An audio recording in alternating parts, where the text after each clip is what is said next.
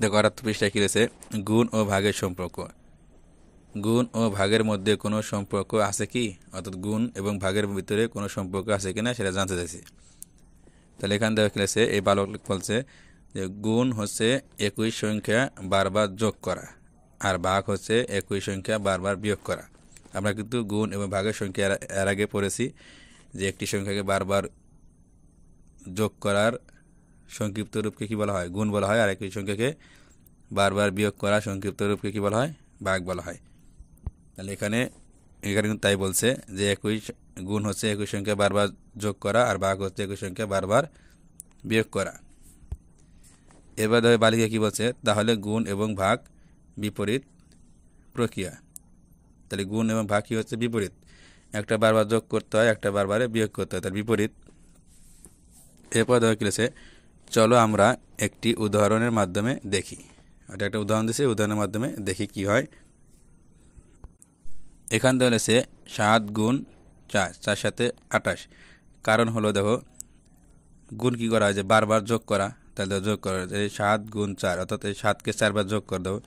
এই যে 7 যোগ 7 যোগ 7 যোগ কত, 7 আর 7 14, 14 সাথে 21, আর সাথে 28, 4 সাথে 28, কিন্তু আমাদের কিন্তু 28 পেয়ে গেছি গা। তাহলে সংক্ষিপ্তভাবে কিন্তু আমরা পেয়ে গেছি গা যোগ করার পরিবর্তে। আর ভাগ দেখো এই যেখানে কত হয়, এই 28 ভাগ 4 কত হয়, 7। অর্থাৎ এই 7কে কী করতে হবে, এই 4কে বিয়োগ করতে হবে 28 থেকে। কয়বার বিয়োগ করতে হবে, 7 বার। দেখো 28 থেকে 4 বার দিলে কত হয়, 24। আবার এই 24 থেকে 4 বার দিলে কত হয়, 20। আবার এই 20 থেকে 4 বার দিলে কত হয়, 16। 16 থেকে 4 বার দিলে কত হয়, 12। 12 থেকে 4 বার দিলে কত হয়, 8। 8 থেকে 4 বার দিলে কত হয়, 4। 4 থেকে 4 বার দিলে কত হয়, 0। তো কয়বার বিয়োগ করতে হবে, 1 2 3 4 5 6 7, 7 বার কিন্তু বিয়োগ করছে। এই জন্য কী বলছে, ভাগ হচ্ছে বারবার বিয়োগ করা। এবার দেখো আবার লিখছে কি, এই যে 28 ভাগ 7, এখানে 28 ভাগ 7 কীভাবে হয়, দেখো 4 সাথে 28, এখানে কিন্তু 4 বার বিয়োগ করছে। দেখো 28 থেকে 7 বাদ দিলে কত হয়, 21। 21 থেকে 7 বাদ দিলে কত হয়, 14। 14 থেকে 7 বাদ দিলে কত হয়, 7। আবার 7 থেকে 7 বাদ দিলে কত হয়, 0। তাহলে 1 2 3 4, 4 বার বিয়োগ করলে কী হচ্ছে, 28 কিন্তু মিলে যাচ্ছে। এই জন্য বলছে যে গুণ হচ্ছে বারবার যোগ করা, আর বিয়োগ হচ্ছে বারবারে, ভাগ হচ্ছে বারবারে বিয়োগ করা। এরপর দেখো কি রয়েছে, গুণ ও ভাগ পরস্পর সম্পর্কযুক্ত।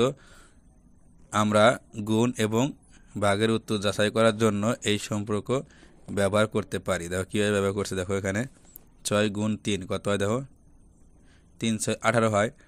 তাহলে এখানে 18 ভাগ 3, এই 3কে ভাগ হচ্ছে কত হয়, 6। তাহলে এই 6 কিন্তু আমরা পেয়ে গেছি। আবার দেখো 18 ভাগ 6 কত হয়, 3। এই 3 কিন্তু আমরা পেয়েছি, 3 6 18 3। এরপর দেখো খ নাম্বার কি রয়েছে, 8 গুণ 4 কত হয়, 4 8 32।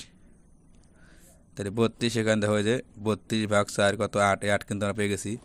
আবার এই 32 ভাগ 8 কত হয়, 4। 4 32, 4 কিন্তু আমরা পেয়ে গেছি। তার মানে কি বুঝলাম কি, যে গুণ এবং ভাগ পরস্পর সম্পর্কযুক্ত। তাহলে এখন আমরা গুণ এবং ভাগ পরিষ্কার বুঝতে পারলাম।